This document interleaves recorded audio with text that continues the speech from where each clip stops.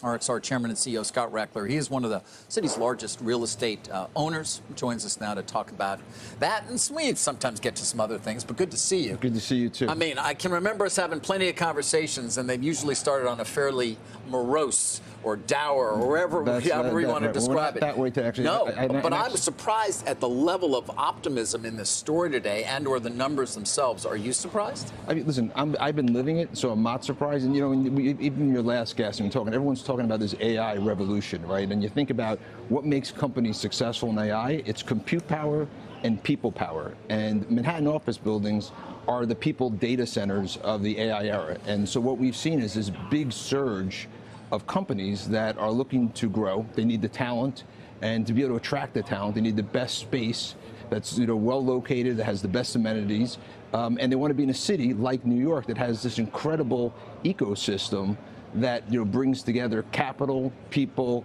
customers, all these diverse industries, so domain expertise that really you can't replace anywhere else in the country. Yeah, that would seem to be the case. Now, we've talked often, though, about the divergence between the A properties and everything else.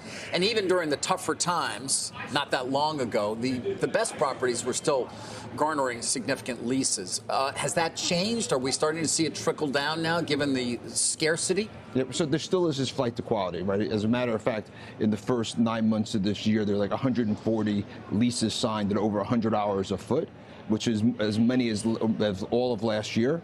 But because there's such a scarcity of space, of high quality space, you're starting to see it trickle down to a degree. There's some buildings that are still obsolete. The good news there is there's other alternatives, right? There's things like conversions we spoke about in the past, and there's been some good public policy put in place that specifically this 467M, which provides tax abatements that really has broadened the aperture of what buildings you can actually convert. And so you can get more capital potentially to work, because some of these, as we pointed out, are very expensive. That's right, and so now because of this basically it's like 90% tax abatement for 35 years. So things pencil out they didn't. So we're, for example, converting 5 Times Square, a building I never would have imagined that we convert to residential, into 1,200 units of residential. And so there's right now like something like an estimate of 20 to 40,000 units of residential that will come from office buildings, which is 20 to 40 million square feet of space. Well, the shortage of housing certainly played a role and continues to play a role in the upcoming mayoral race here. It's certainly one of the key reasons why a socialist was nominated to be the Democrats' nominee. What's he going to do if, as seems likely at this point still, unclear, but likely that he will become the mayor?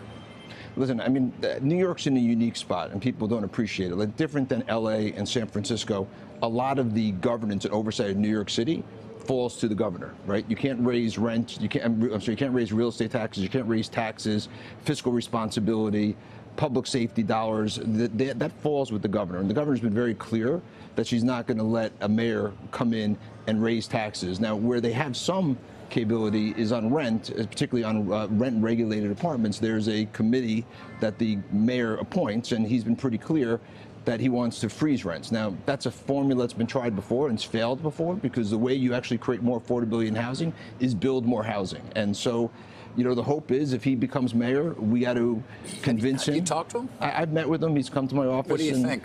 Listen, I think he's moving away from being a politician running for office to someone that's got to govern. And just Mario Cuomo used to say, right? When you politic, you do that in poetry and you govern in prose, right? And I think he's trying to get there. Now the proof's going to be in the pudding. Yeah. And as someone who loves New York, I'll do whatever I can to try to help him be successful. And when he's not doing the right thing, I'll make sure he knows that we don't think it's the right thing. But we got to hold the governor accountable.